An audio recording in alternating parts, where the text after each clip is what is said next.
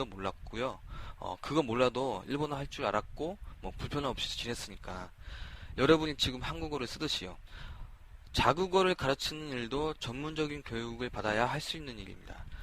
우리말 할 줄 아는 거랑 우리말을 가르치는 거랑은 완전 별개입니다. 일본에서 한국어 강사나 할까 하는 사람들 중에 그 많은 분들이 가만히 얘기 들어보면 그냥 일본 가서 쉽게 먹고 살자는 생각이 밑바탕에 깔려 있다는 걸 금방 알 수가 있어요.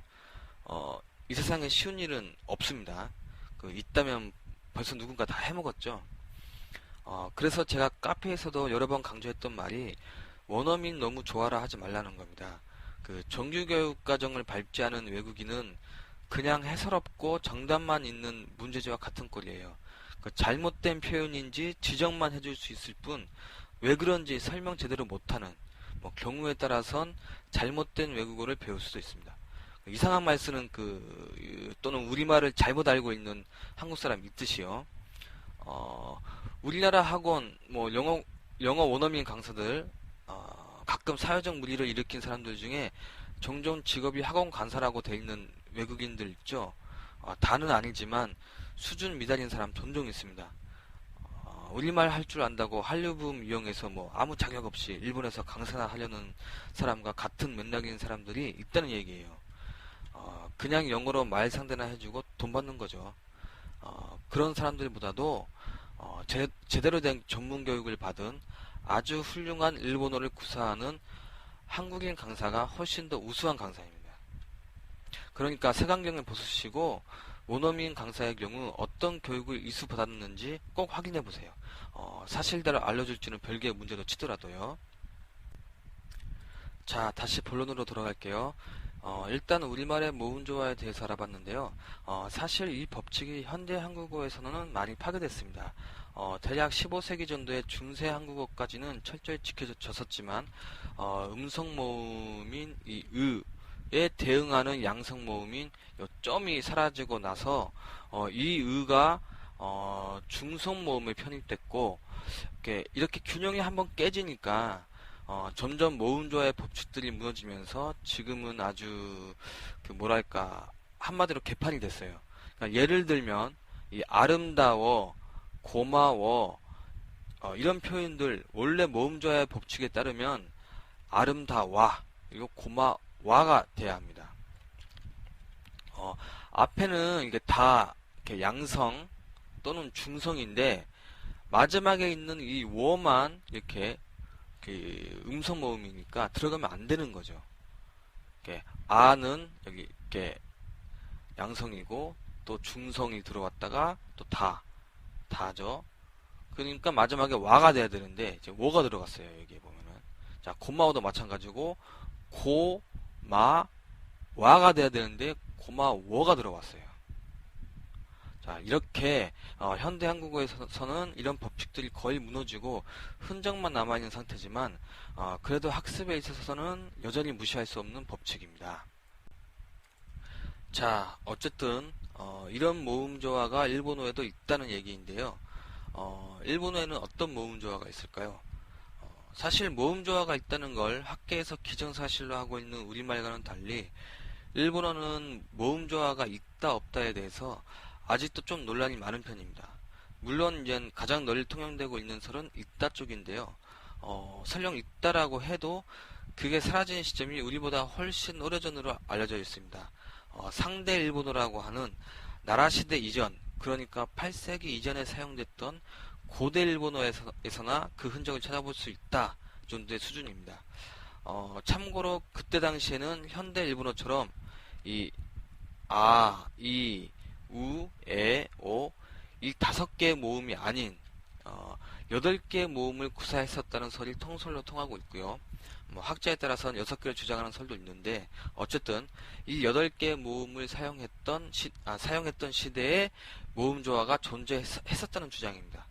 참고로 이 8개의 모음이란 이 아이우에오 중에 이하고 에, 오에서 가불관계할 때 그 감류와 을류 이 2가지 모음이 존재했기 때문에 총 8종류가 되는 것인데요. 지금으로선 어떤 발음이었는지는 아무도 알 수가 없죠. 우리나라에도 구문서에는 있지만 어떤 발음이었는지 알 수 없는 문자도 있잖아요. 그거랑 같은 꼴이죠. 그래서 이 같은 오 발음이라도 어떤 발음의 차이가 있었는지는 모르겠지만 감류에 속하는 오와 을류에 속하는 오는 서로 대립되는 모임이기 때문에 같이 쓰일 수 없었다고 합니다. 이런 법칙을 포함해서 뭐 총 세 가지의 법칙이 있는 모음조화가 존재했었다고 합니다. 예, 그래서 사실 현대 일본어하고는 관계성이 좀 많이 부족하긴 합니다. 그리고 여기서 말하는 모음조화와는 조금 다르긴 한데요. 일부에서는 현대 일본어의 이 고코로나 가라다, 아타마, 오토코, 치치, 하하, 야마, 가와 같은 아주 기본적인 단어들에서 동일 모음이 연속해서 나타나는 현상을 가지고 일본 고유의 모음조화 현상이라고 주장하는 사람도 있습니다. 특히 신체를 나타내는 단어들의 경우 이런 현상이 많은 편입니다.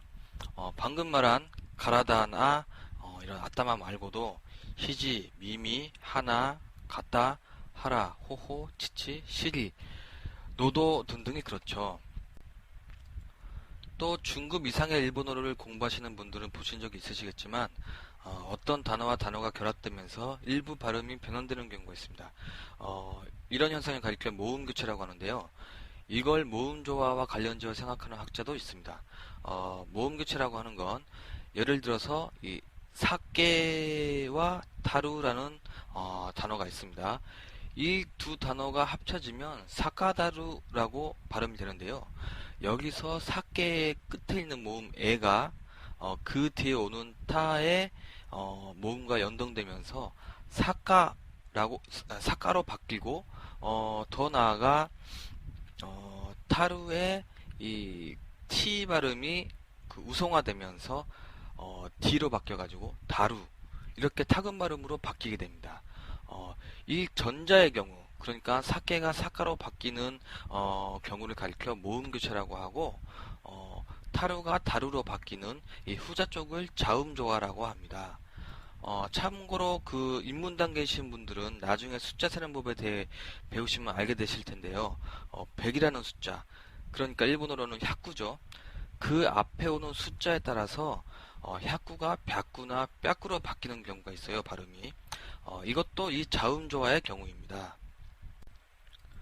어쨌든 그래서 일본어에도 모음조화가 있다라기보다는 정확하게는 있었다가 맞는 것 같은데요. 뭐 현대 일본어 배우기도 벅찬데 고대 일본어는 그냥 제껴두고 모음조화에 대해서는 이 정도로 하고 다음으로 넘어가도록 할게요. 참고로 우리말이나 일본어는 모음조화가 많이 깨졌는데 몽골이나 터키 같은 경우는 지금도 아주 강력하게 이 법칙이 적용된다고 하네요. 자, 이제 교차구와 모음조화에 대해 알아봤고요. 챕터 1은 이제 반 이상이 끝났습니다. 3번과 4번도 조금 자세하게 설명하고 나머지는 후딱후딱 넘어가도록 할게요. 자, 다음으로 넘어가죠. 3번 경어법이 발달되었다.